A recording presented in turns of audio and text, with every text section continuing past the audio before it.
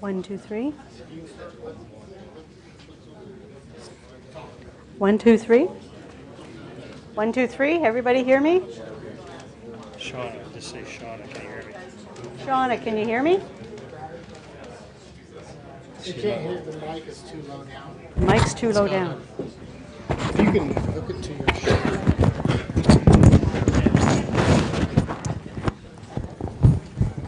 Like bunch it. There you go. Yeah, that's better. How's that? Now that's better. Yeah. Better? Can you hear me, Shauna? Okay. Welcome, everybody. Glad to see so many people here, and my job is to introduce our guest speaker, so let's get on with it, okay? I guess there's a couple of housekeeping things I'm supposed to say first. Everybody's supposed to know where the emergency exits are. I hope everybody knows that. And another thing is these proceedings are going to be recorded. So if you have a question, you have to get to the mic. It doesn't matter whether you think that I can hear you or Joy can hear you. The machine has to hear you, so it's going to be recorded. And then after about, what do they say here? The 17th of February, you'll be able to pick up any of the sessions on the SUMA website.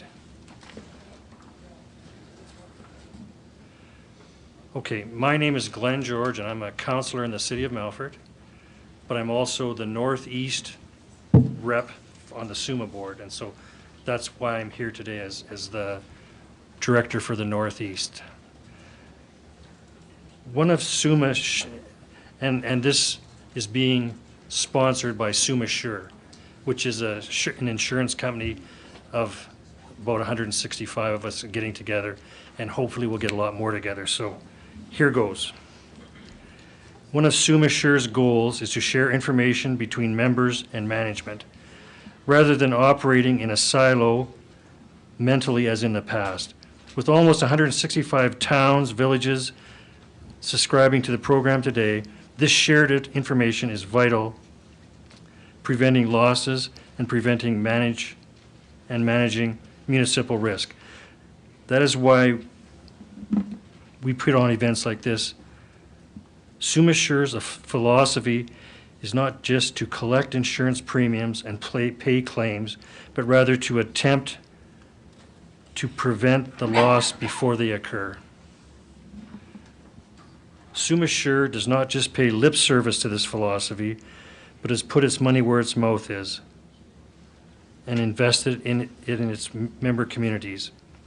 In 2013, SUMA Sure undertook one of the largest risk management programs in Saskatchewan's history, engaging risk control engineers to survey 117 of our group's higher valued locations.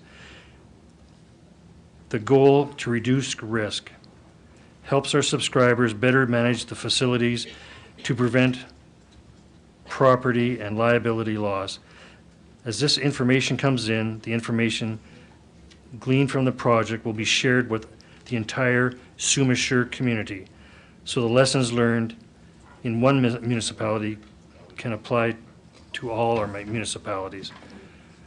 Today's education session will focus on transportation. Also has valuable risk management information and can be applied to all areas of municipal risk. Chairing our session today is Joy Jackson. Joy is a professional risk manager based in London, Ontario, specializing in the design and delivery of risk management training and solutions. Her experience as a municipal risk manager has taught her how to use risk management techniques to provide client, workers, volunteers, and assets. She has a thorough knowledge of the intricacies of commercial insurance and the need to buy the right coverage at the right price. This expertise has developed over more than 30 years' experience in risk management. She keeps topics and materials current to meet the challenges and needs of managers, supervisors, and elected officials. Joy is a fellow chartered insurance professional with the Insurance Institute of Canada and a fellow risk manager in the Global Risk Management Institute, which is sponsored by the Risk and Insurance Management Society. She is also a past member of the International Training and Communications and the Canadian Association of Professional Speakers. Ladies and gentlemen, please join me in welcoming Joy Jackson. I didn't screw it up. Oh, that's good. Good afternoon.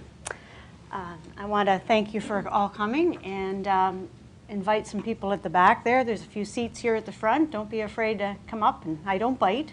If you have a seat, can you just raise your hand? There's an empty one beside you.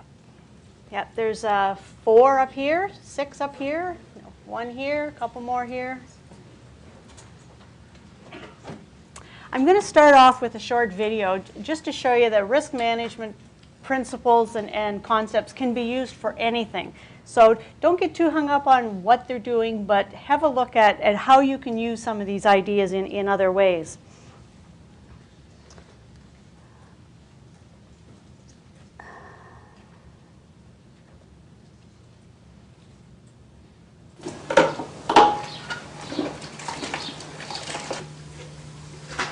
Excuse me, young lady.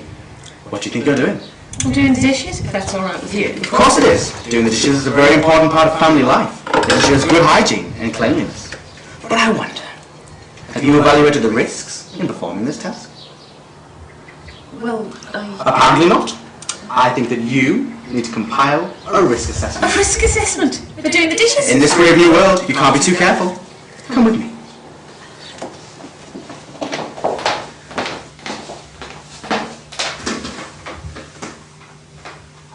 You simply need to evaluate the risks of what you're about to do. But my water will go cold. Exactly! And what could that mean? While it may appear that all the grease and debris of your plates and cutlery is dead, some of the bacteria will still survive, invisible to the naked eye, ready to attack your children at any given notice. Oh, God! Yes, and go on, write that down! Beware of these four-pronged forks. You may not see them under the silken studs, but they can easily pierce the biggest organ in your body, your skin. That's right, and all your blood will spill into the water, and it'll spread all your diseases and your STDs. I don't have STDs. I don't know that, that's why we do risk assessment. Now, let's talk wrinkly fingers. If you have wrinkly fingers, you might not be able to control your grip. No, although at least you're trying. I'm talking about the fact that they may stay that way forever. That is why we use rubber gloves as a precaution. Without these rubber gloves, your fingers will become wrinkly. No one's been with a wrinkly-handed freak. You'll be forever alone. You divorce you. You'll marry a hundred Indian, they'll pimp her out for thousands of pounds, and you won't get a penny, you wrinkly-handed bitch. But that's not going to happen now. For you have done a risk assessment, and you have assessed the risks.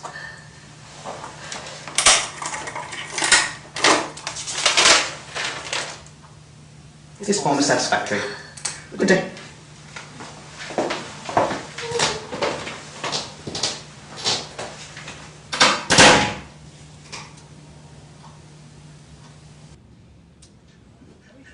So you can use it for anything.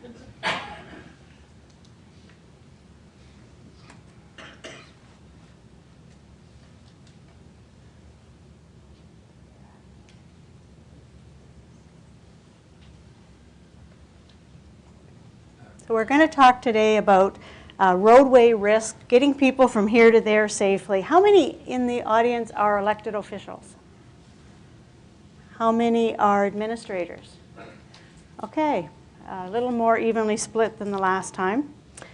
I'm going to talk a little bit about what we need to do to assess what our risks are, to decide how we... Oops, I think I'm talking a little too loud. To decide how we can manage the risk and make it safer for our communities and for our taxpayers, as well as for visitors and citizens who use the roads. I always start by trying to imagine the worst thing that could happen. And I do that because if I figure out what's the worst thing that can happen and I plan for it, then I guess I'll be ready for anything. And I hate to say it, but I think I'm pretty good at imagining bad things are going to happen, or so my colleagues tell me. And then once you've got that, and you can reduce the impact and reduce what it's going to cost in advance. And real risk, I believe, is not knowing what you're doing. And that's why risk identification is at the top of the list of things that we have to do. This sort of classic definition of risk, a process of making and carrying out decisions that will minimize the adverse effects of risk on an organization, actually, to me, leaves out the important step of identification, because you can't make and carry out decisions unless you know what it is you're making a decision about. The classic cycle that we have for risk management, and this is what I teach my students at college, is we start with the identification process. Know what the problems are, and I've chosen that this presentation is going to be primarily on winter road maintenance, because for me, I've identified winter as the biggest risk. We have problems in the summer. We have a lot of different issues, and I'll talk a little bit about signage and things like that. But really, it's how well do we manage our roads in the wintertime, because that's where so much of our subjective decision-making into when do we send the plows out, what routes do they take, what kind of equipment do we use, a lot of that stuff comes into it. So we're going to talk about winter road maintenance and assessing that risk and knowing exactly what the issues are about it. Is there a way to prevent it? And one of the first ways is, well, you just don't do it. Well, it's not that easy. This is something that we have to do. We don't have a choice. If we're going to have streets and roads, we got to maintain them. And then what do we have control over? Exactly how much is it that we control? And we can control a lot of things. We can control our employees, the kind of equipment we have, who we hire as contractors, what kind of work we're going to do. And we know that regardless of what we do, we're not going to be able to prevent everything. There's still going to be problems and lawsuits that happen. So we got to figure out how to pay for them. And we can pay for them ourselves by either not having insurance or by having high deductibles or self-insured retentions. Or we can find somebody else to pay for them, and that's either the contractor we've hired or the insurance company that we've paid a premium to. And then finally, we have to review things to make sure that the decisions we made are working, and also to make sure that if we have made a decision to do something over here, we haven't caused a problem over there. So you've got to constantly be balancing these things. Easy things to do are to make sure that your employees and your contractors know that you hold them accountable for what they do. Because we can hire people and train them, but at the end of the day, it doesn't matter what policies are passed by council. It's the guy out there driving the snow truck, the snow plow, whether it's a grader or a plow on a truck. He's the person that's making the decisions onto how he's doing the roads and whether he's had enough sleep and so on. That person is ultimately very important because he's the frontline worker. We want to find what the problem is when things go wrong, and some of you may have taken a course called root cause analysis, like it's how do you back it up? Why are you always late? Well, maybe it's because your watch is slow or something like that. Find out what the cause is of the problem, and accept that you will never ever have the perfect decision, because you can only make the best decision of how you want something managed based on the information you have today. And that's why it's so important to go back to that review process, because things change. And maybe your decision that was really good 2 years ago is not going to be so good tomorrow or next winter. And then finally, to celebrate successful strategies. And you can celebrate successful strategies really, really easy just by telling people about, how something worked. One of my I haven't had a lot of instant successes, I have to tell you. It's like you talk about, singers who became overnight successes, but they worked for 20 years before they were discovered. One of my instant successes was that we have a square in the middle of town, And there's an apartment building on one side, and then there's a school behind the apartment building. So you get a lot of students crossing this square because it's an easy route to downtown. And there's a lot of older people that have lived in this apartment building since they were first born, or since it was first built, rather. So the building's been there about 25 or 30 years, and there are literally people who have lived there since the building was brand new. And so they're getting older, and they're walking across this square. It's all paved. It's really uneven, and they're always, a lot of times they were falling down. They were tripping because it's pretty bad. And our engineers, anybody here an engineer? Good. The engineers, you got a square like this, right? So the engineers are very logical, and they plow right around here, and they plow across the middle to the entrance to the apartment building, and the road's over here. The problem is, when I'm looking out from the building next door, and I'm looking down 5 floors, and I take my camera, people are cutting corners. Do you know how people take shortcuts? Nobody ever wants to go the long way, right? They always take the shortcut. Well, the engineers are plowing or shoveling these paths, and the people are walking across the middle. So my instant success was take a picture, send it to them, and say, why don't you just shovel where they want to go? And our number of slip and falls and trip and falls went down by 50%, just by that one simple change. Because we can't change their habits, but we can change what we do to reflect what we know they're be prepared in advance. So it's nice to have something that you can say, hey, it was cheap, it was easy, and it worked. This really bugs me. When I see headlines like this, it really drives me crazy. Crashes caused by storm. This was almost exactly a year ago on CBC News. Police were kept busy with reports of jackknife semis, cars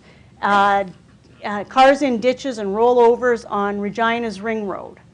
Over 155 motor vehicle crashes were reported to the RCMP Monday morning. Here's a truck driver says, the roads are just all ice. Blowing snow hurt visibility. I've driven through blizzards and horrible conditions. This is much worse than I expected. Wait a minute. What caused the accident? Was it the storm, or was it the people who weren't driving according to the conditions?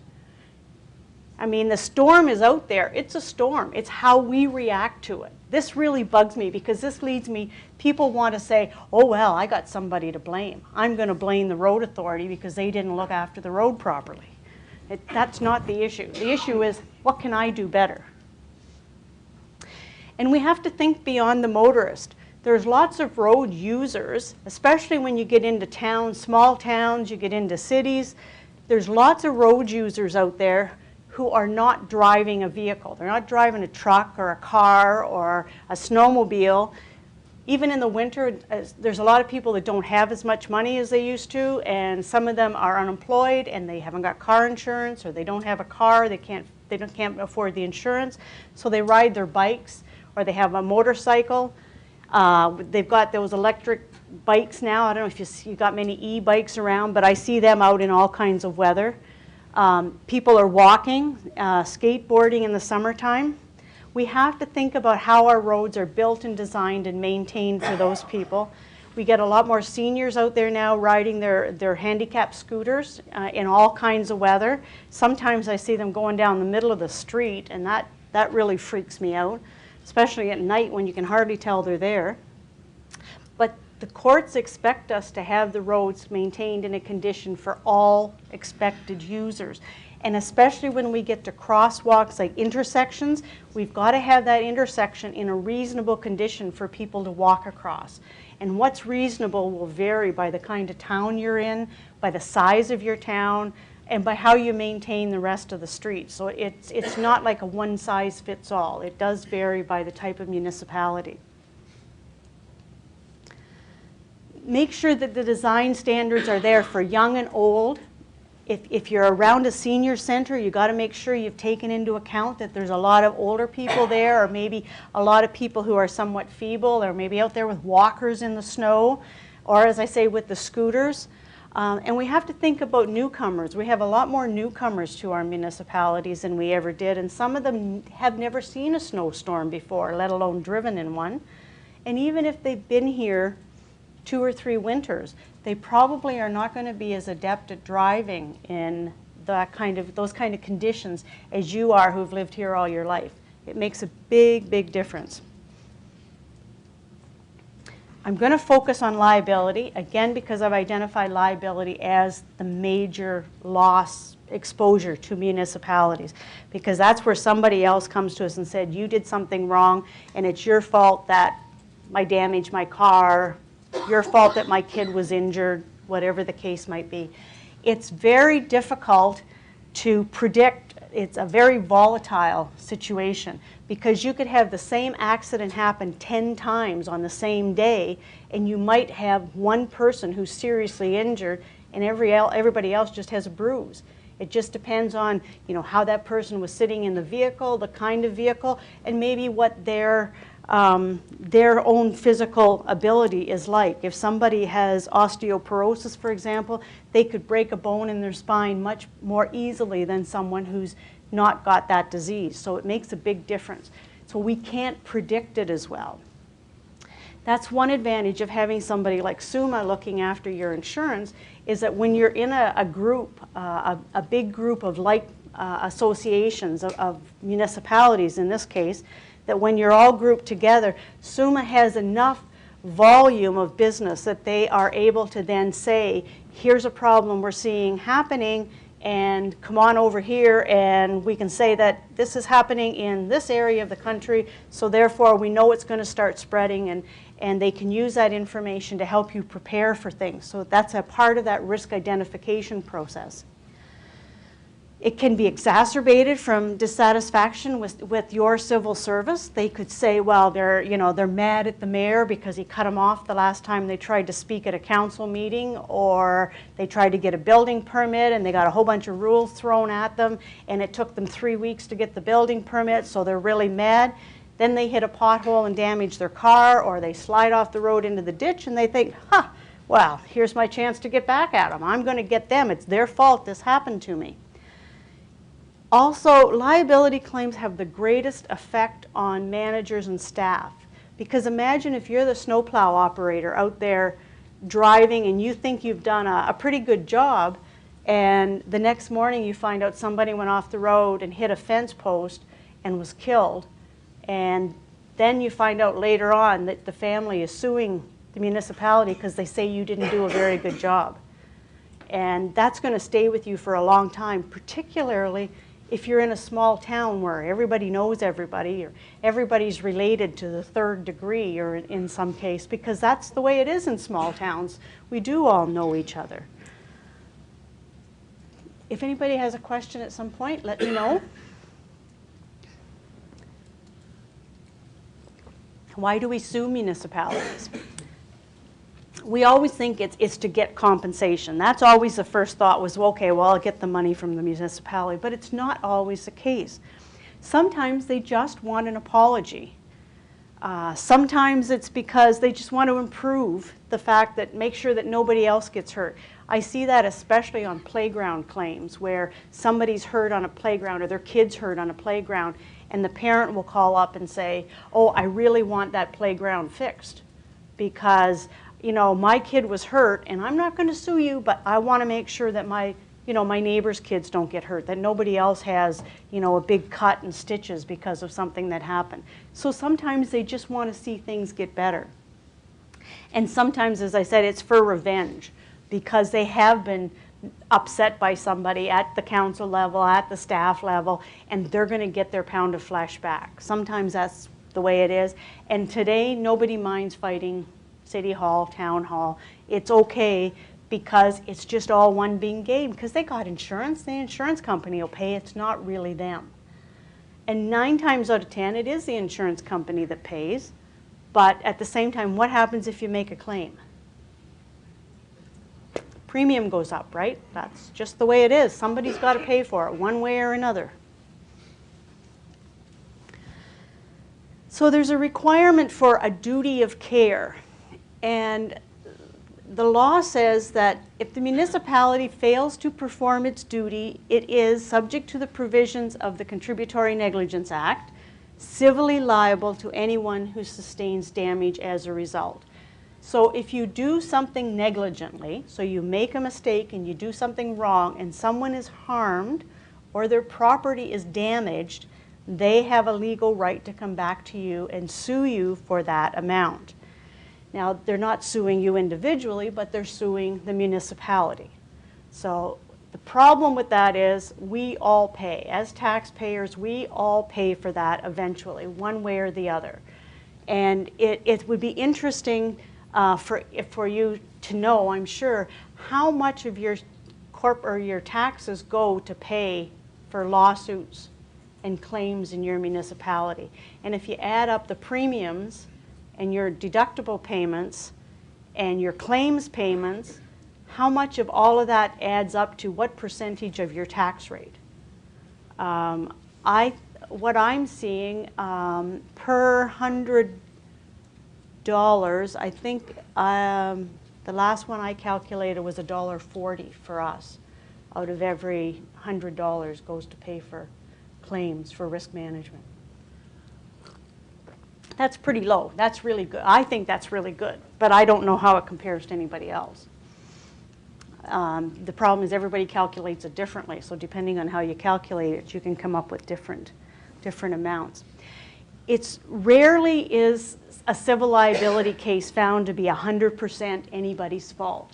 It usually is, as I say, there's lots of blame to go around. I can usually find lots of people to blame for different things that cause a problem. And if you watch the news at night and any story on the news, usually you can find there's 2 or 3 contributing factors. It's never just one thing that happened.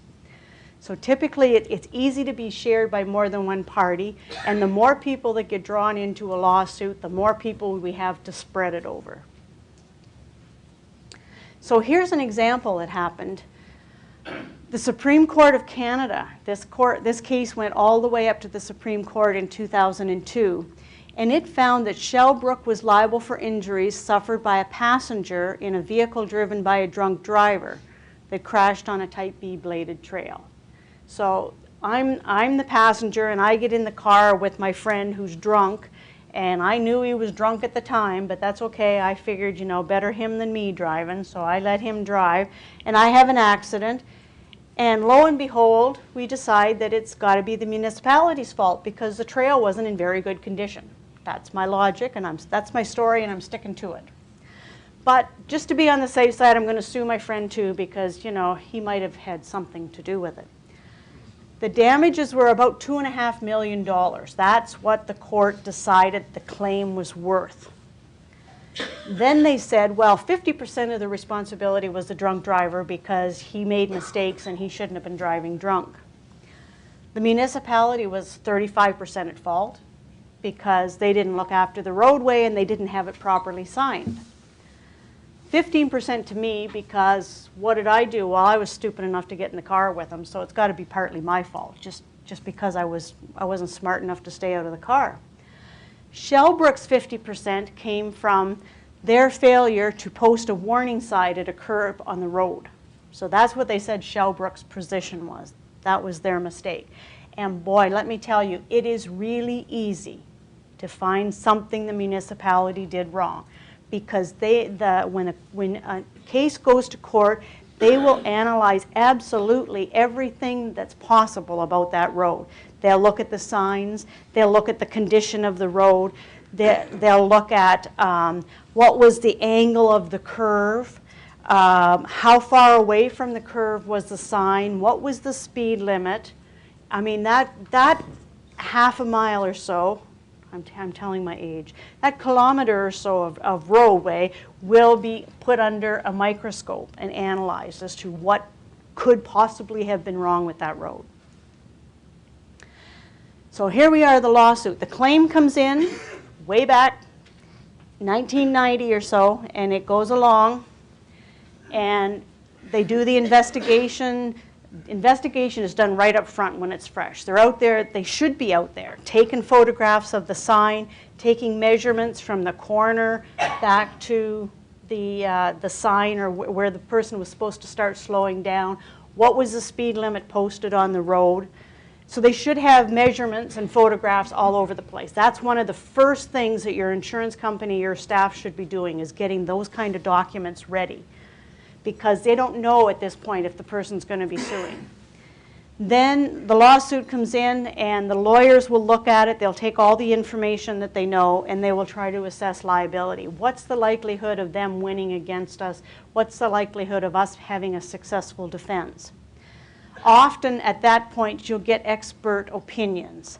So the expert opinions would, in this case at that stage, I would think would be, you'd want to get an engineer to come out and look at the situation, to look at all the records you've got, and to give an expert opinion as to whether or not they thought the road was designed for the type of traffic that was expected on it, for the conditions at the time of year, whatever. They look at the whole picture.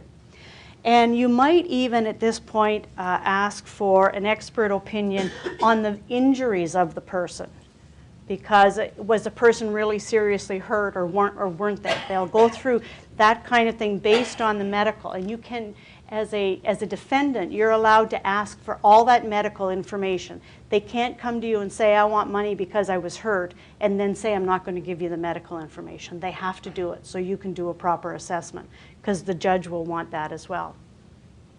So you'll do all of that, and then sometime down the road you'll get to a pretrial or a mediation.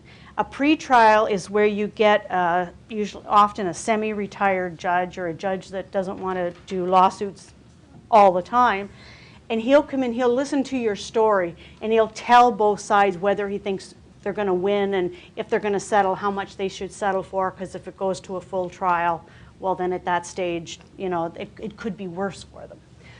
A mediation is where you hire someone to come in and they listen to both sides of the story and they try to get you to agree on whether or not you're going to settle. Tell you whether your case is good or not. Now they don't, if my case is bad, they'll tell me that. But you don't sit in the room at the same time, you're in different rooms. So they'll give you that. If you settle, that's good, because you've saved the price of a trial. Because a price of a trial, once you start paying lawyers, price of a trial is going to be really, really expensive. It's probably, depending on who your lawyers are, maybe $3,000, $4,000, $5,000 a day at trial. It's going to get really expensive. And depending on what you learned here when they're giving you information, then you might have to get more expert opinions. So you might have to send them to an orthopedic surgeon or a psychologist or a neuropsychologist, all kinds of experts. And that costs you anywhere between, I don't know, $4,000, $5,000, $8,000, that kind of a range for every opinion.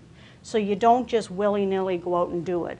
The cheap end is if you try to decide you want to do some surveillance and see if this person's actually doing stuff they say they're not capable of doing. You can usually get a couple of days surveillance for $700 to $1,000 a day. So that's usually fairly cheap if you can catch the person out there taking their kid to school, that sort of thing.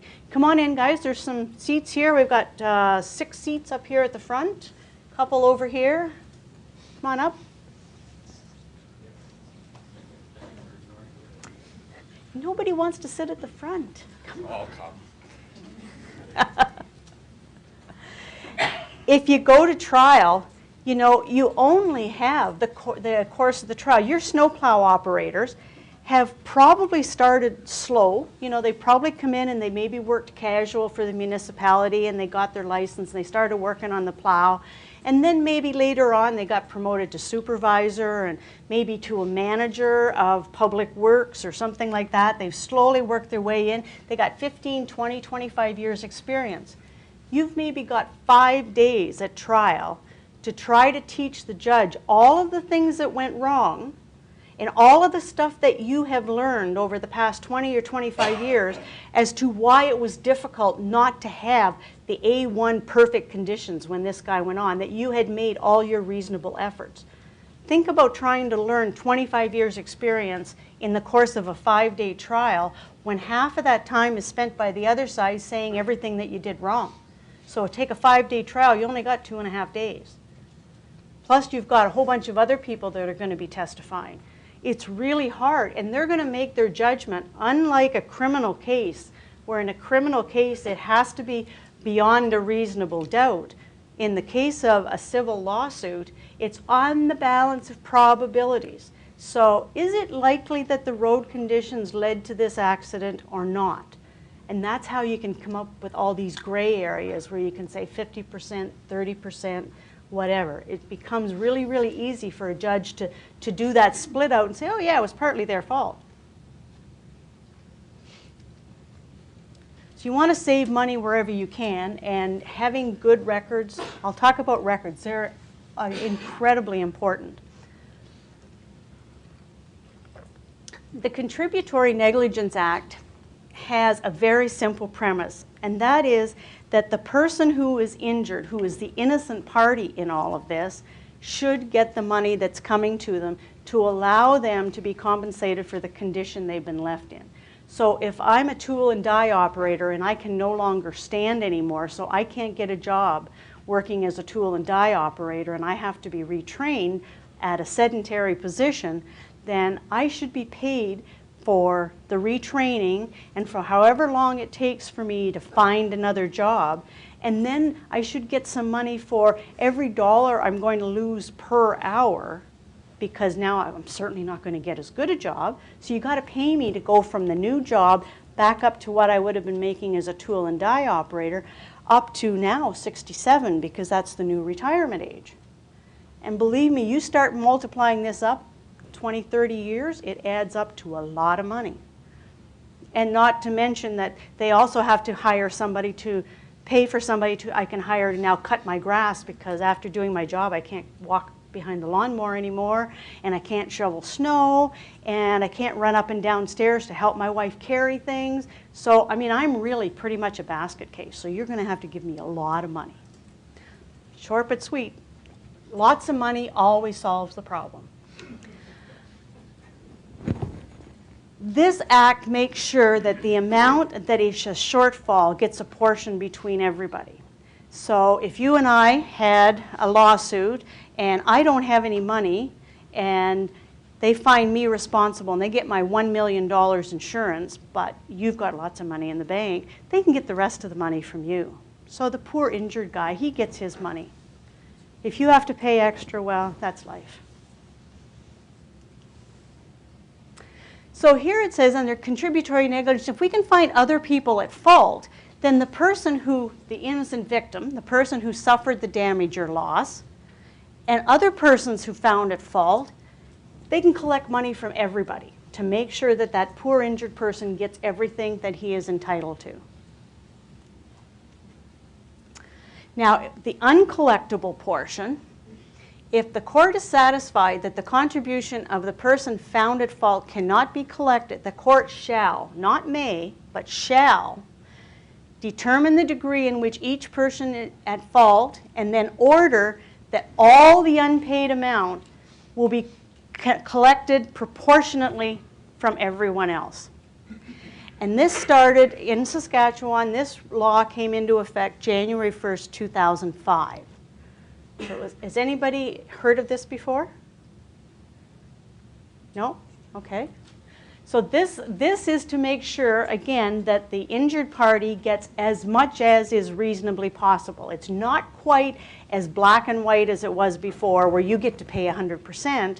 Instead, we all get to share in the pain, including the injured person. So the Housen report, this is the one I talked about in Shellbrook, where the person was injured because he was riding with a drunk driver. So before 2005, this is the way that lawsuit worked out. The driver had no money, the passenger had no money, but the road authority, they had $10 million. They were loaded. And guess what? If the lawsuit had been 20 and they only had 10 million liability, it wouldn't matter. They could just go back to the taxpayers because you can't go bankrupt. So we'll just raise the taxes. So the payment split in this case was the road authority was 35% responsible. That means they get $3.5 million to pay. The driver had to pay $500,000 and the passenger had to pay $1.5 million. But those two didn't have anything, so the municipality gets to pay it all. That's only fair, right? Is it any wonder municipalities get sued for roads liability? I mean, just find the deep pocket and you're happy. But after 2005, it became a little more difficult. The same theory applies, except you don't get to just collect it all. In this case, we still have a car and passenger with no money. You still have a road authority with 10 million. You still have a road authority with 35% responsibility or negligence. But in this case, they take 35% of what the driver couldn't pay, 35% of what the passenger couldn't pay, and we come up with a final bill of $5.5 million. That's a whole lot less. We're about $4 million short of what it would have been, or what it was in the first scenario. So that's a big savings to you. It still is a great windfall for the person who wins the lawsuit, but it's a big savings to you. So ultimately, it's now been 8 years. So over the last 8 years, presumably, your insurance premiums might have, should have, stabilized a little bit because you're not going to get those big fluctuations from those shock losses, those big expensive claims where you had to pay even though you weren't fully responsible. That should have helped your insurance premiums to plateau a little bit over time. That should make the difference. Now we're going to talk about what you as a municipality and council members can do to strengthen your defense against these lawsuits.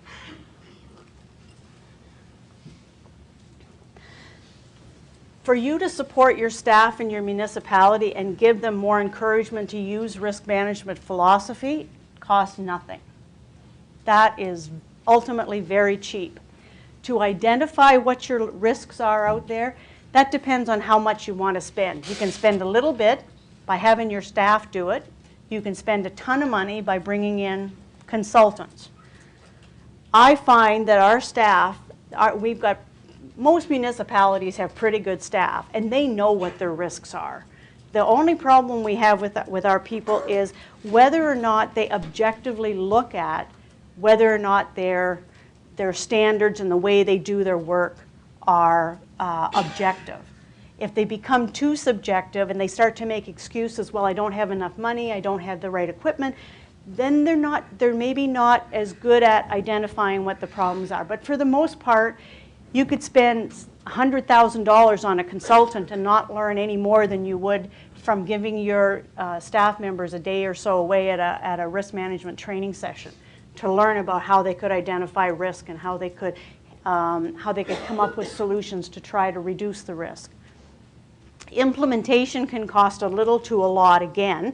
Sometimes it's just a matter of drawing up some different procedures or having a policy passed by council and having procedures written to support that policy. That doesn't cost very much.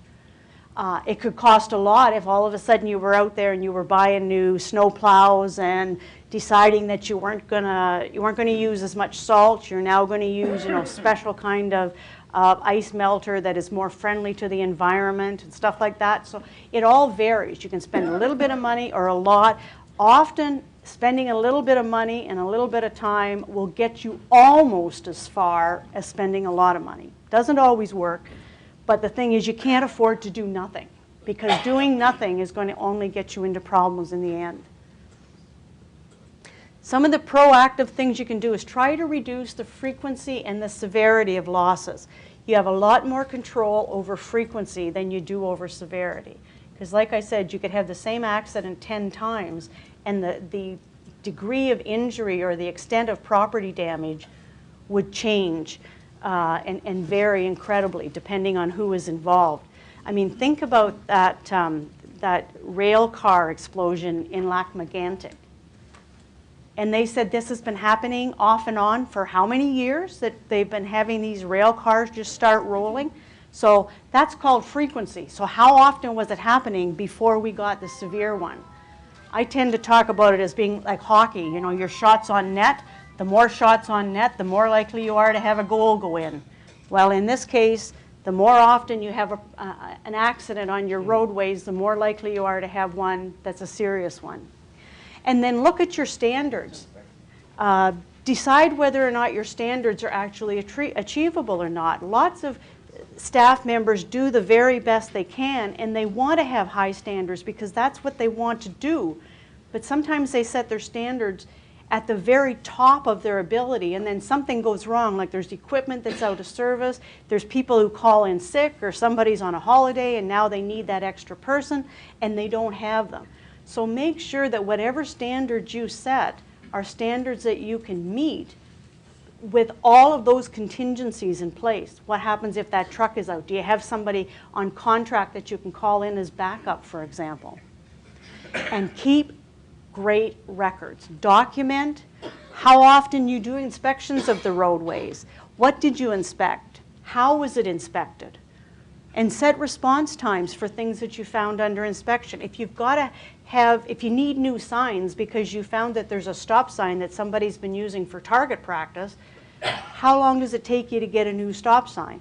Is it 3 days to get to the shop and get one and bring it out and put it in? Or do you never have extras in stock? Do you always have to order one to be made? And if you do, how long does it take for that order to get in and one to get to your shop to be ready to install? Give yourself a reasonable response time.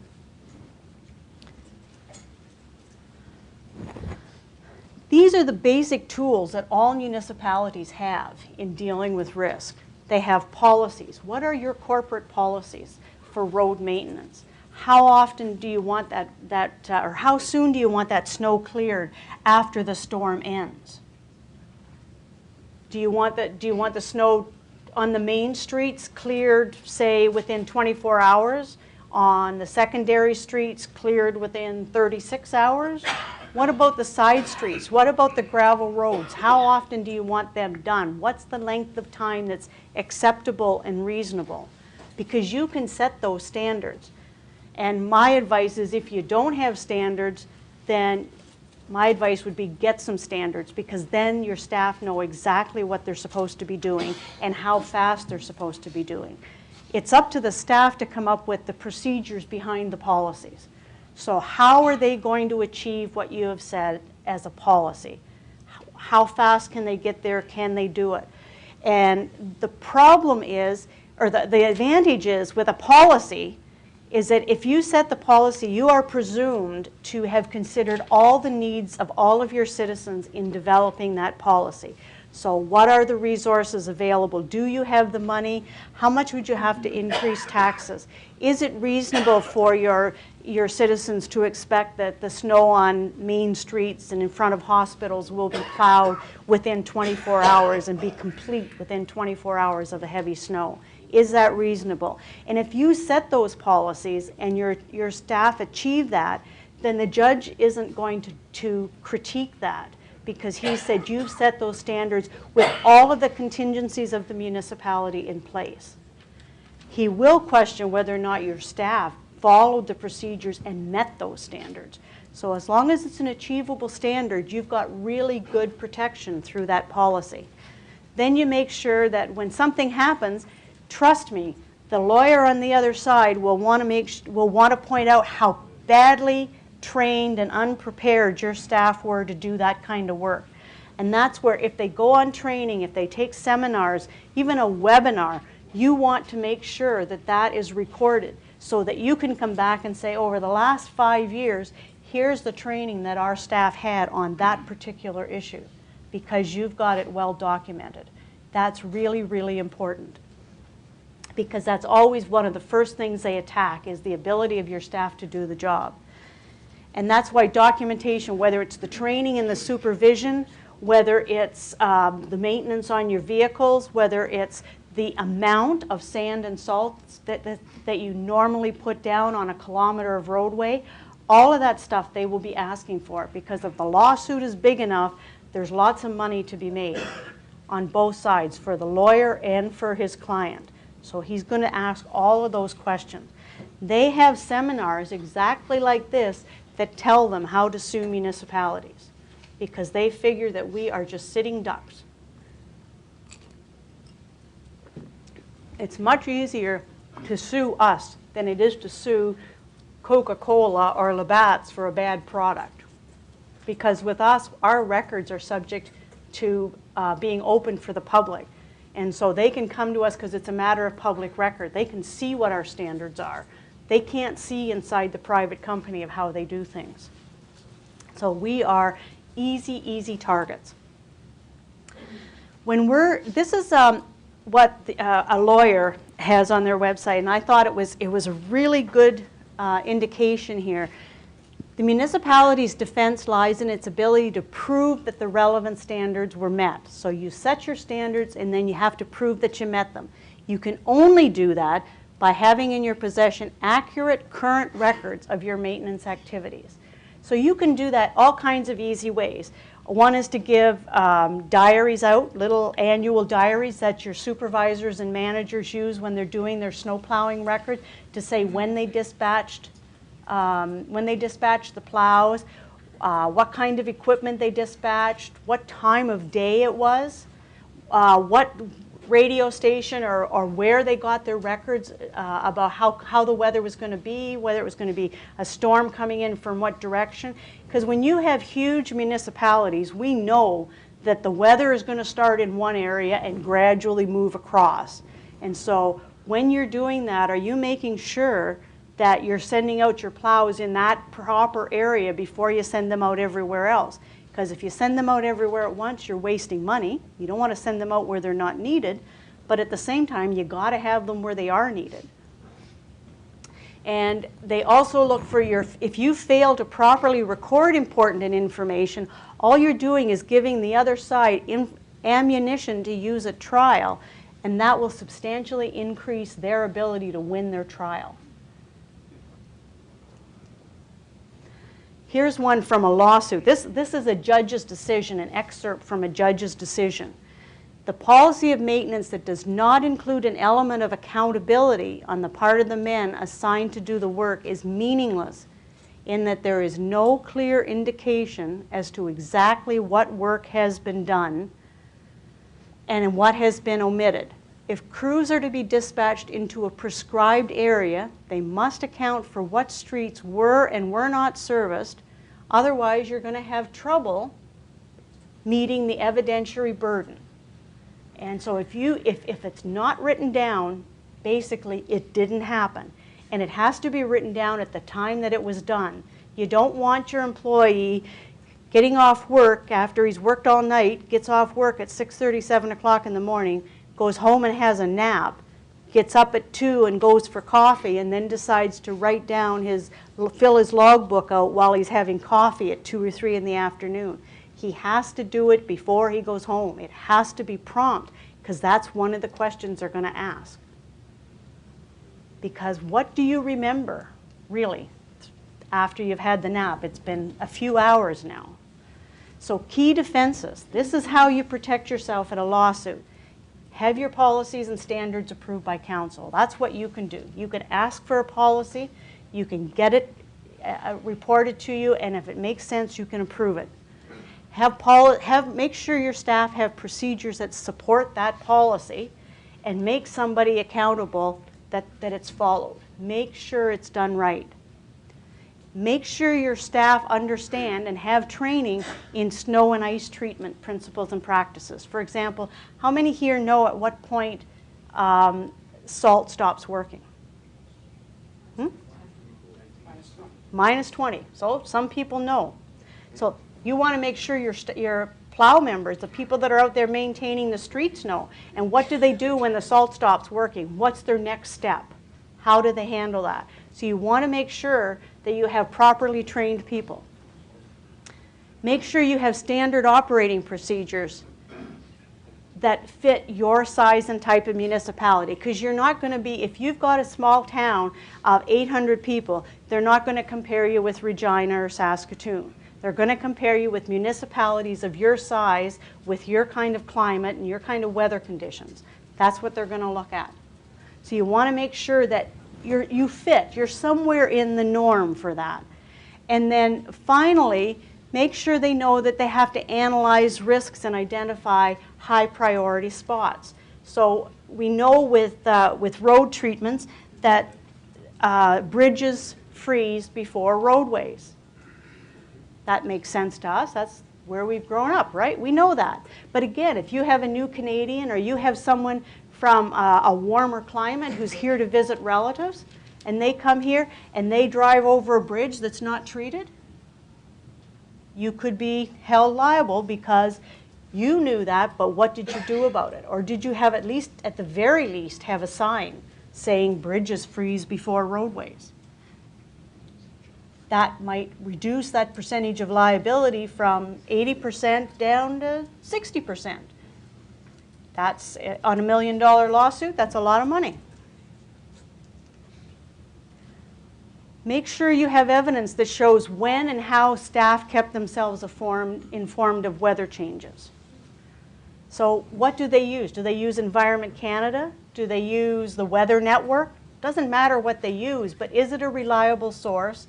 And is it the kind of source that their other municipalities, their colleagues are using?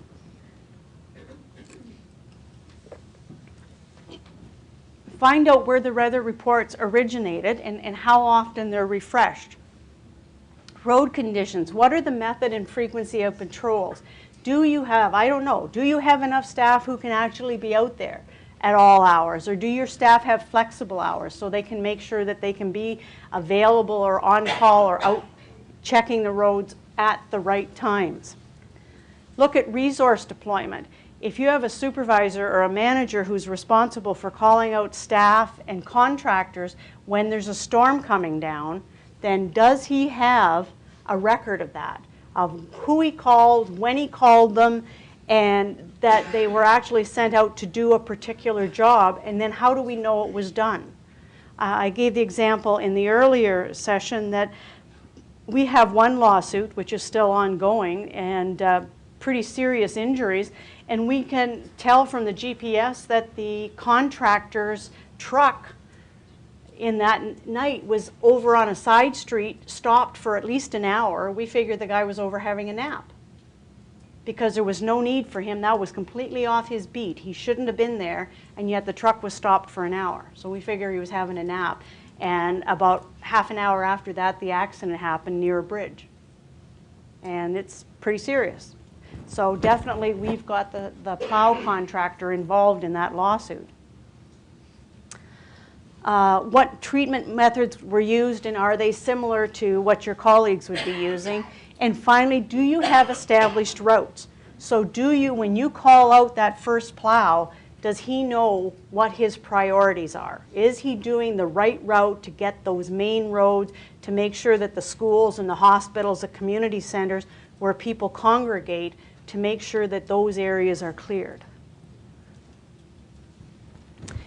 If you can't show that you were compliant, then you are very, very likely to be judged non-compliant. So they're going to assume that you didn't follow the rules. Do your staff have checklists? Do you know? Does anybody know? Some of the administrators? Does anybody know if your roads crews have checklists? You do? Okay. They should have checklists that says that, you know, they did King Street from 1st to 10th, and they can check off that, yep, they did that, in what route, 1, 2, 3, 4. Whatever their given area is, that they can show that they did it. Do you know if they have logbooks that says, you know, I listened to the Weather Network at 3 in the morning and this is what it said, and then I called up Bill the contractor and said, you know, get your crews out, it's time to start. I need you there in half an hour, whatever the response time is. Does anybody audit? Does anybody check those records to make sure that they make sense? A colleague of mine in York region, north of Toronto, they had a huge lawsuit. I think it was about $8.5 million that they lost. And their lawyer never caught it. It was the other side's lawyer that caught the error. And the contractor's employee who was defending the case, he swore up and down that he was running this route and he was doing this plowing on Christmas Day. It was a Christmas Day lawsuit.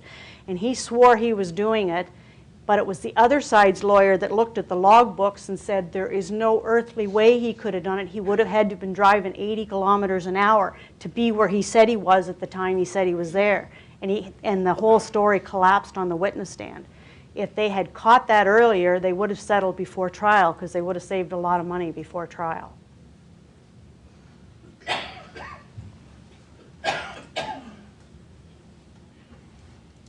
Oh, and the other thing I was going to mention about the log books is when you get these records, what do you do with them? Do you keep them, and where do you keep them, and what does your bylaw records retention say? Does it require that they be kept for a certain length of time? Because I know of employees who have said, these log books belong to me. I have them for my use at work, and I also keep my doctor's appointments, my kids' hockey games in it, you know, all this other kind of stuff, which is fine. I mean, nice to have it all in one place, and I'm sure we all do it with our Blackberries or whatever. But the reality is that logbook, that diary was given to you by your employer, and your employer owns that book. And so we don't allow you to throw it out, and we don't allow you to take it home. I've had employees take the logbooks home and then refuse to bring them back in and say, if you come for it, I'm going to burn it. I mean, literally, that's what the guy said. He didn't leave happy, let's put it that way. But we now have a practice where the logbook is given to you by your supervisor, and when he gives you the logbook for 2014, he takes your 2013 logbook and he keeps it because we might need it for trial. And you could be dead, retired, gone someplace else long before that trial comes up. And we need that trial for corporate records, or that logbook for corporate records. So if you are using contractors, you want to make sure that you have a strong formal contract that has been looked at by a lawyer. And most of you probably don't have a corporate lawyer, but if you could get one approved, you could have a template, and then you could continue to use that template contract just by changing the names of the contractors, the effective and expiry dates, and the amount they're getting paid. You could use that one template for quite a long time. You should have them come in to an annual orientation session, and that sounds pretty formal, but it doesn't have to be. It could be a small meeting where they meet in the office over a coffee and they talk about what's new, what's changed, any new rules, any new sources of information. Usually there's either more kilometers of roadway have been added because there's a new subdivision being put in, or it could be that you've put in another street, you've paved a few kilometers that were formerly gravel. Could be something like that. That should be covered in the orientation session. If there were problems last year in getting documentation with their billing or anything like that, you can talk about that.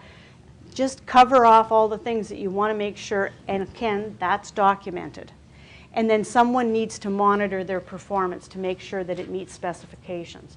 And that can be a random thing that's done every week or 10 days. Somebody spends half an hour following them around. We're not talking about making this a real onerous quality control thing, but they need to know somebody's checking. It's like when we're kids, you know, and we're supposed to clean up our room. If mom never comes to check, well, maybe we don't do such a good job. It's just human behavior. When you're hiring contractors, and I said, you know, you want a good, strong contract, you need to set what your expectations are. What do you want? What are they required to do? And you don't want to get so fine that they expect you to be there every minute watching over them, because then you've negated the point. I mean, you might as well hire somebody and have them on staff if you're going to do every little nitpicky thing.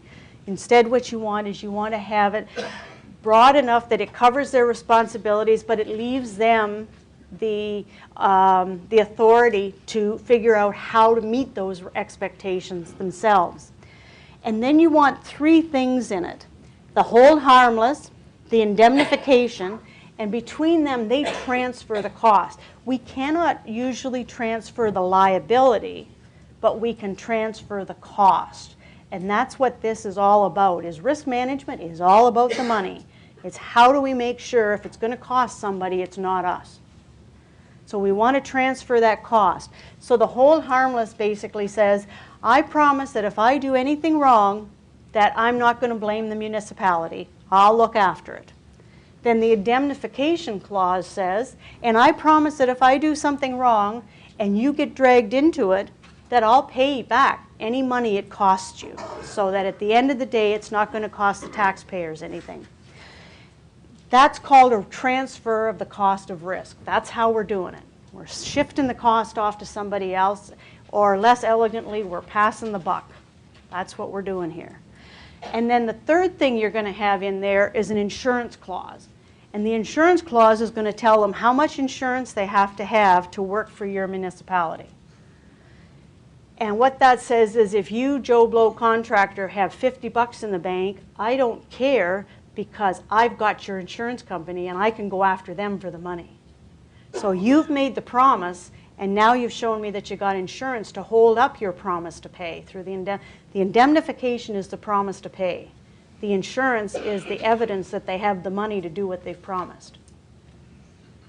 So that's going to show them as financial capacity. And then finally, make sure that in that general liability policy, you get the municipality included as an additional insured, not an additional named insured, just an additional insured. And what that does is that gives you rights under their insurance policy. So you can find out when the policy is going to be canceled. If you request that, make sure they tell you when it's going to be canceled. I don't ask for copies of their policies because, quite frankly, I don't want to read them. I want a certificate that's short and sweet, that shows that they have a standard policy and that the municipality is included as an additional insured, and how long the policy is good for. January 1st, 2014 to 2015. That's all I need to know. I don't want to read anybody's policy. That's something that I could spend my entire life doing, and I don't want to do it. I've had that job, but I didn't care for it. The advantage is, by having yourself as an additional insured, is that if that contractor decides to go to Alberta or retires and moves down south or whatever happens to him and you can't find him and there's a lawsuit, that's fine, because you can go straight to the insurance company. You can bypass the contractor altogether. And that's what you want. You want somebody else to look after the cost. That's the main thing. And now we're going to move on to vicarious liability. And the vicarious liability is old English law based on master and servant relationships, and it's still good here in Canada today. A master is responsible for its servant's actions. And if the servant does something wrong, then the master is the person who is liable. That's why I say when we hire a contractor and we have that hold harmless and indemnification, we're not transferring the liability, but we're transferring the cost. And for us, that's really what we want. We want somebody else to pay for it. It applies to employer-employee relationships, to contractors, and to volunteers. So it covers it all. You want to recruit very carefully who you're taking on. Choose your employees very wisely. Make sure they're trained and they're supervised. That's all very important. Sorry, you lost me there. Are you saying that relationship applies under, say, the municipality hires a contractor to do its plowing? Is that still a master-servant relationship? Yes, it is, because they are your agent. They're your agent. They're doing work for on your behalf. That's why you want that hold harmless and the indemnification and the insurance, so that you can shove the cost back to them. Even if you can't shove the liability back to them, you can shove the cost. When your staff are doing roadway inspections, here are some of the basic things they need to look at. Where are the signs to warn people of the hazards ahead? Are the signs easily readable? Have they been vandalized? Are they old and faded and they can't be read anymore? Are there any temporary conditions, for example, spring conditions, where you know that the road is really bad for washouts because of the weather? Or are there seasonal use roads where you want to inform them that from Thanksgiving to April the 1st that you don't maintain that roadway? If that's the case, you want to let them know. Your inspection frequency, you should have a classification system of how you decide when you're going to inspect. Do they look at, how often are the roads used? How fast is the traffic on there? The faster you go, the more likely an injury is to be serious, because you're getting that simple scientific approach of, how hard do you hit something? The harder you hit it, the greater the amount of damage. What are the daily conditions and what are the seasonal conditions? So your staff should be aware of different areas of your municipality and where different weather conditions, seasonal conditions and so on will affect the roads and make it easy or not for them to maintain it and for people to drive safely. So you classify, this is an ideal way to classify roads based on volume, speed limits, whether it's used all the time or just seasonally, and what is your availability of resources. If you know you can't inspect roads because you don't have the resources to do it in the winter, then you should tell people and maybe make that part of your policy decision, a conscious decision not to. And then make sure you're doing things the same way other municipalities of your size and similar configurations are.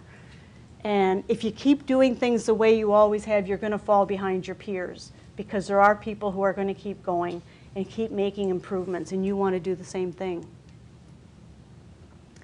Reactively, after there's a problem, take the complainer seriously. Now, that doesn't mean you have to like it, but it does mean you have to grit your teeth and be nice. They're less likely to make a claim if they believe you care. And my favorite story is the lady in Hamilton, Ontario, the old lady who fell a few doors from City Hall, and the sidewalk was in pretty bad condition.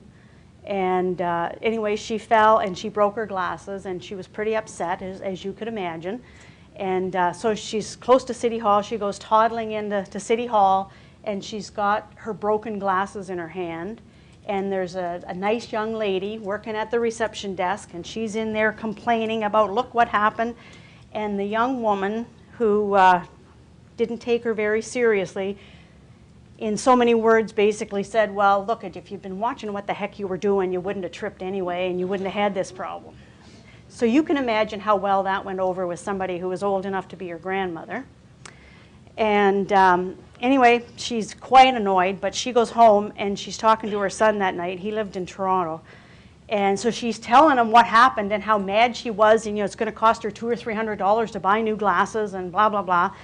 And he says, Mom, don't worry. I have a friend. Remember so-and-so that I went to school with? He's a lawyer now. He's in Hamilton. I'll have him give you a call. That pair of glasses cost him $10,000 because they didn't treat her very nicely. I mean, come on. A couple $100 to save a lawsuit? It's worth every penny.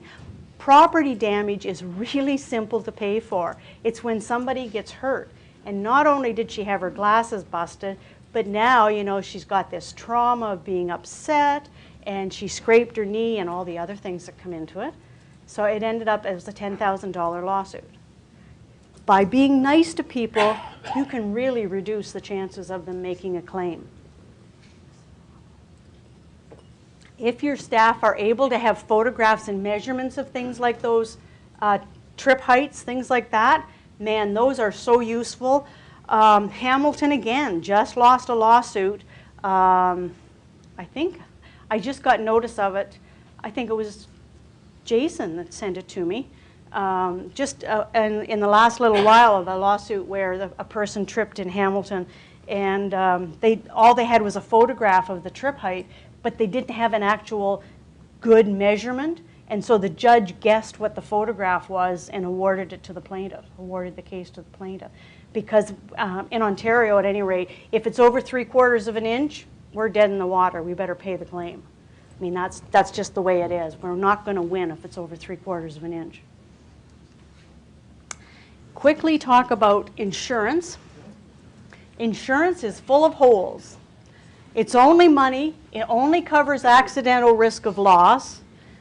And it's only going to return you to a financial position. It's not going to bring anybody back to life. It's not going to put their eyes back if they're blinded. It's not going to fix a broken bone. It's just money.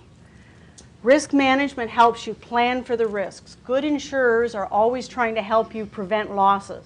The higher your deductible, the better it is to prevent losses, because every dollar you save is a dollar in your own pocket. And risk financing only pays for the claims that occur. So it's not going to help you. Risk financing is just good enough that it helps to reduce the pain for your taxpayers. That's what it's for, and of course that's what we're aiming for. But again, it doesn't fix the problem, it only throws money at it. When claims come in, and quite often I know people will go to their elected officials, sometimes even before they call the municipal office.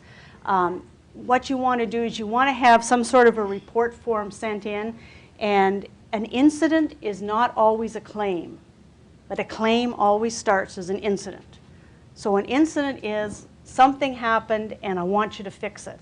That's like that lady, the lady that fell on the sidewalk and broke her glasses. That was an incident. It didn't have to become a claim. If they had treated her nicely and said, you know, well, go get your glasses repaired and you know, we'll deal with the optician and make sure it gets paid for, it wouldn't have been a claim. They could have argued that they were doing it out of goodwill. And I have done that before. I have made nominal claims payments, or nominal payments, because if I pay that $40 ambulance bill, then I'm pretty sure that they're not going to come back to me. They just want the ambulance bill paid. And 9 times out of 10, I've never heard from them again because it didn't happen. And they're not talking to their friends about how rotten it is and getting their friends and neighbors telling them to go sue the city. If there is going to be a claim, the problem with the incident report form is that it's not privileged. If you're dealing with your lawyer, you can have it privileged, and once it's with the lawyer, then that's not, the Freedom of Information law does not apply. But a normal report form that you fill out is going to be open to freedom of information, and so anybody can apply for it and get it. That's why you and your staff should never put down why you think the accident happened. You can ask them why it happened. So, Mrs. Smith, how did you fall? Oh, I tripped on the sidewalk. And you can write down, Mrs. Smith says she tripped on the sidewalk. But you don't want to say she tripped on the sidewalk. You want her to say it. Because it's not privileged and you are going to have to give it out if somebody asks for it. Report it to your insurer promptly if you think it's a serious case. And have some policy for emergency repair. We have the streets and roads people, they have a protocol where if we call them and we say somebody tripped on the sidewalk and it's a pretty bad trip height, well, they'll go out, and of course fixing a sidewalk can be really expensive, right, if you're going to tear up the sidewalk and do it and pour it and make it right. But so it's really easy to either go out there with a grinder, depending on the weather, or to pour some asphalt and make a little ramp. Funniest case I ever had was we were in a fancy neighborhood and the tree roots had raised the sidewalk and made a really bad trip height on one of the slabs. So we went out and we poured the asphalt and made it nice and smooth. 2 days later, we got a call from a resident who was cursing and swearing because their neighborhood was too nice for this, and how dare we do that, and she'd gone out and dug up that ugly asphalt. You just never know. So know who to report it to and report claims right away. Not only is it a smart thing to do, it's required under the insurance policy. Every single insurance policy you'll ever see requires prompt reporting. Only report the facts. And don't talk about liability with anybody else except your defense counsel.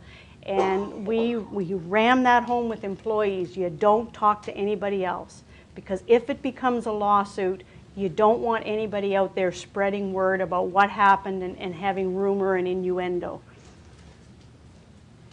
So to conclude, risk management does not prevent incidents from occurring. We can reduce the chances of it happening. We can reduce the cost of claims and insurance through smart management. And it really shows you and your staff as being proactive, aware of the circumstances, aware of the importance of the work that they do, and that they're really goal-oriented. And by doing it right, you help your municipality do things better and save a lot of money in the long run. And I can now take some questions. Does anyone have any questions? Hi, I'm from Buena Vista. We don't have any street lights. They experimented with it before my time, and they got shot out. So it was real clear that the residents didn't want street lights. But in the event that in the evening, somebody comes around a curve, because there's lots, hits a pedestrian that isn't well lit or reflective or whatever, how do we reduce the risk on that? I'm the sign lady. I'd be out there saying there's pedestrians ahead, drive slowly, drive with care, something like that. You don't have to have streetlights. There's no law that says you have to have streetlights. Okay, interesting. Thanks. Anybody else? And it's dark. Jim Glant, town of Churchbridge. I think almost every town in Saskatchewan, like around my area, a lot of people have a bylaw or a policy that allows snow machines and ATVs to exit the town or drive on the street to exit the town. Should we get rid of those policies? Are they licensed vehicles? The snow machines are, ATVs aren't, like quads. Okay. Well, most bicycles aren't licensed either. Electric bikes aren't licensed generally. I don't think you have to have one way or the other. I mean, unless you prohibit them, they're allowed to be there. I don't know that you would actually have to give specific permission for them to be there. I personally wouldn't prevent them, but you might want to look at your bylaw and decide if the bylaw in some way can transfer responsibility to them. Or the other option you could have is to specifically say in the bylaw that users are expected to follow all of the road signs the same as any licensed motorist.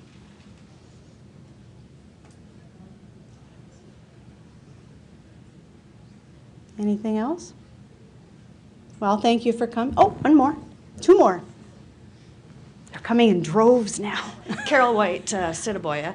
Used to be in contracts, we would ask for a contractor to provide proof of a minimum of 2 million. Now it sounds like it's more along the 5 million. Is there a standard we should be asking for? I generally ask for 5 million, depending on what it is.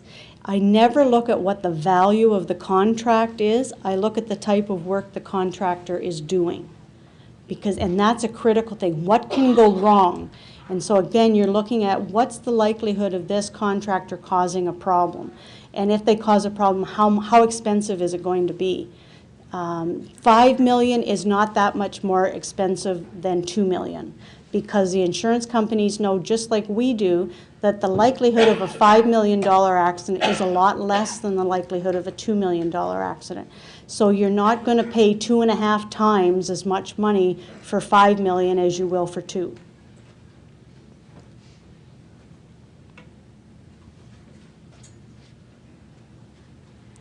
I'm Rhonda Phillips. I'm from Lumsden.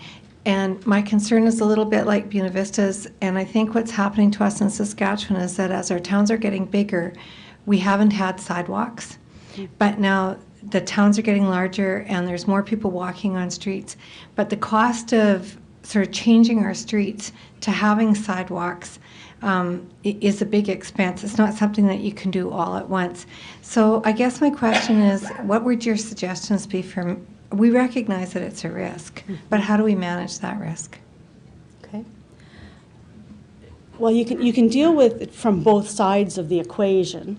The first part of the equation is the motorist. As I said, put up a sign that, you're in an area where there's a lot of pedestrians. Like I see some municipalities put up signs that there are, blind children in the neighborhood. When in fact, there's one neighborhood that I drive through, and that same sign's been there for 25 years. I don't know how many blind children they have, or else the person's grown up. So they warn you that, that there is a particular hazard, and you could put up a sign saying no sidewalks, watch for pedestrians. But at the same time, you could also start putting little brochures or notices in the library, the community center, and so on that, please be careful at night, please wear reflective clothing. I don't know how many times I'm driving down a dark street and there's a guy on a bicycle with dark clothes and no reflectors on the bike. I mean, that's really frightening.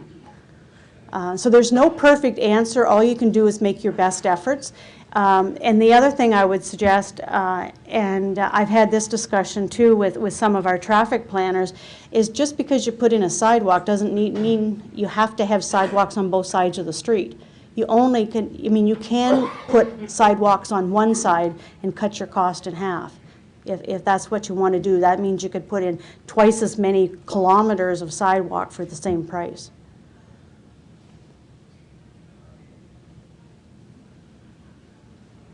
Okay, well, thank you, and I hope you enjoy the rest of the conference. I think you've got a couple.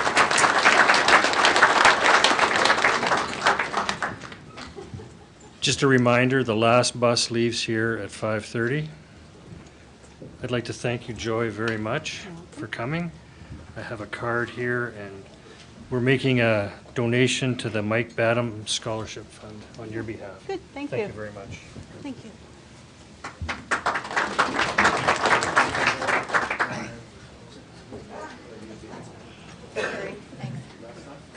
Sure.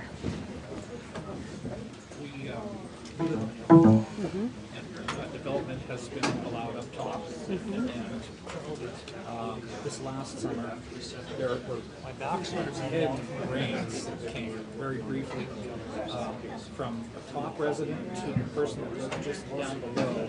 Water had come through under a fence down into his yard, had done some Erosion. damage. Okay, and in fact, the retaining wall that was there actually collapsed. He's trying to hold the village responsible, and we're saying, well, we're not, that's a neighbor to neighbor. Yeah. And this started 4 years ago, and they came to a council meeting, and I said, so in this period of time, have you ever gone up top and knocked on your neighbor's door and said, no. No, And it's no. like, well, Yeah. No, under the riparian rights, they're required. No, go ahead. what's it called? R-I-P-A-R-I-A. Riparian, okay. Riparian rights. And they're supposed to look after it themselves. As you say, it's not your responsibility, it's the responsibility of the neighbor. Right. Because it wasn't anything as a result of something the village did. Oh, no, we get that. Oh, lots people- of neighbor fights, eh? That's a neighbor fight. Neighbor, yeah. neighbor Never fights, want to yeah. go after their neighbor. It's always easier to go after the town. Okay, good to know. Thank you. I do have one more question for you, because